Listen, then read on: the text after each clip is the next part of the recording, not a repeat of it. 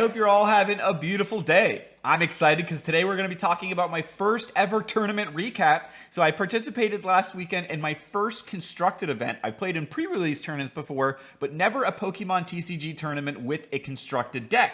So this past time was my first event. I had an awesome time. Thank you so much to Descent into Gaming for hosting the event.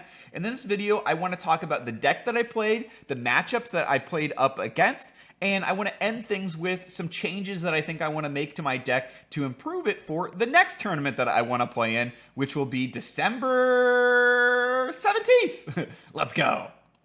So I played a Rapid Strike Urshifu VMAX deck, and in this you're running 4 Urshifu Vs and 3 Urshifu VMAXs. I'm also playing the Inteleon line, which I want to use the quick shooting ability in the Inteleon from Chilling Reign to throw off a lot of ping damage onto my opponent, and then finish them off with a G-Max Rapid Flow attack from the Urshifu.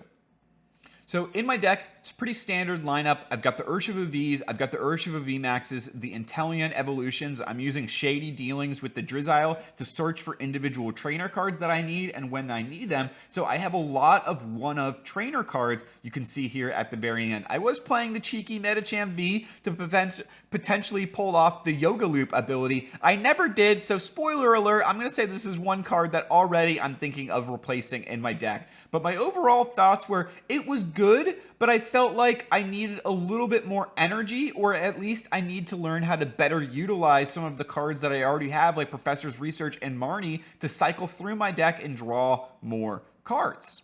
Incredibly nice. She was playing a Sylveon V and VMAX deck, and also the Rapid Strike Urshifu. It was a great game. I was able to get the Inteleons out early and start using the quick shooting to ping a lot of her Pokemon at once, and then I was able to use a G-Max Rapid Flow myself from my own Urshifu VMAX to knock out multiple of her benched Pokemon at once and seal the game. Path to the Peak was played late into the game, but unfortunately, for my opponent, it was a little too late in the game for it to have any type of real effect, as the next turn I was able to set up the double G-Max Rapid Flow KO and get the win. So that was a very fun game, and I want to say thanks to Kayla, my opponent.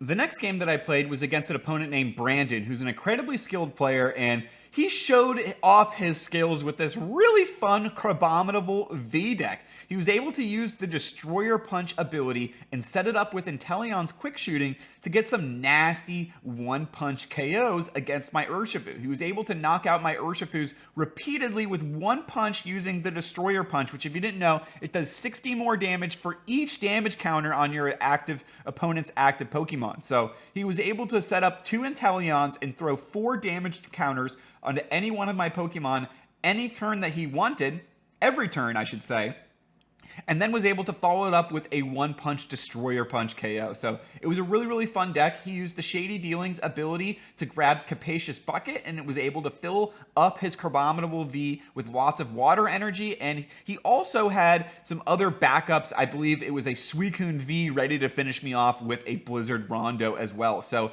a really, really fun deck, and hats off to my opponent Brandon for coming up with something really creative as well. My next matchup was unfortunately another loss, but I got to play up against an opponent named Ryan, who was also very skilled and was playing a Mew V deck. So it was fun that I got to see the power of the Mew V deck firsthand, especially against my fighting type Urshifu, which is weak to Psychic. So turn 1, he was able to set up a one-hit KO with the Power Tablets boosting the Mew V and the Psychic attack for double effectiveness against my Urshifu. Turn 2, he was then able to get the Mew VMAX and was able to get a straight one-hit KO as well. Both turns he used Boss's Orders to set it up. And then the third turn, he was able to use Cross Switcher to switch out his Mew VMAX and switch out my Urshifu to set up another one-hit KO. So it was 3 quick turns, 3 quick KOs. 6 prize cards, easy for my opponent, but it was a fun game, and it was nice to see firsthand the power of the Mew V deck, which is a deck that I'm working on myself right now. Last matchup that I played was against an opponent named Steven, and it was another incredibly fun game. Awesome, really skilled opponent. He really took the time to walk through the actions that I wanted to take and help me make the best decisions, even at his own expense, which was super kind of Steven, and I really appreciated. Unfortunately, despite the handicap and help, I still lost, but it was a really, really fun game. I was playing up against an Umbreon Urshifu deck, and he really showed off the strength of this deck as well. Just like the Mew matchup beforehand, he used Urn of Vitality to recover his single strike energies. He used Tower of Darkness to dig through his deck really, really quickly. He got Houndooms out early to search for those single strike energies, was putting him on the Umbreon, evolving it to use the Dark Signal ability to mess with my strategies, and then he built up the Urshifu on the side as well. I made a couple misplays as well and actually forgot to trigger my quick shooting more than once. So I think there was a couple things that I could have done differently. I think that could have made a difference in this matchup, but maybe the same could have been said for Steven as well, like maybe not giving me hints and telling me what cards he had in his hand.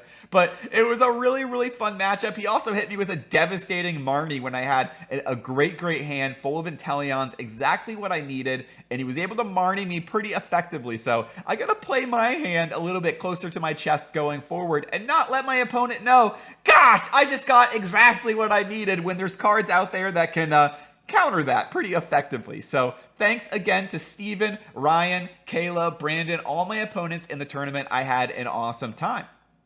And now I'd like to also talk about some of the cards that I'd like to potentially cut from my deck. So one of the cards that wasn't effective at all was Medicham V. I never played this card, and honestly, I think it just works in a different deck, but not this one. So I think I want to cut out Medicham V and replace it with an Energy Search. The reason why I like Energy Search is it's a trainer card that I can grab with my Drizzyle's Shady Dealings ability. So I really like that, and there was a couple times in my matchups where I felt like I was lacking the energies I needed to get off to a strong early start. So I'm hoping if I can have at least a one-of copy of Energy Search in the deck, that I can have a little bit more flexibility. Speaking of flexibility, another thing that I'd like to try and fit in is potentially cutting all the fighting energies, replacing them with dark energies, and trying to fit in 2 Galarian Moltres Vs.